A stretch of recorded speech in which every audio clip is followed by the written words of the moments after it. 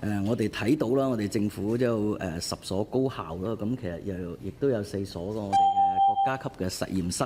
咁喺呢方面呢，我哋都關注翻我哋嘅產學研與我哋嘅實驗室嘅成果係如何轉化，如何社會化，如何令到我哋咧可以產學研嘅成果真正咁可以服務到我哋澳門，服務到我哋適度多元化嘅發展。因為我哋見到，如果我哋有咁多大學投咗咁多資源，我哋喺呢啲產學研方面啊，包括我哋如何轉化方面啊，希望可以司長可以介紹一下。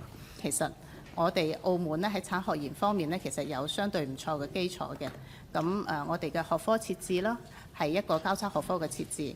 我哋本身我哋有相關嘅科研平台去做。我哋亦都透過同國內嘅大學、國內嘅研究所咧聯合成立實驗室咧，我哋可以融入到我哋國家嘅創新體系。咁更進一步咧。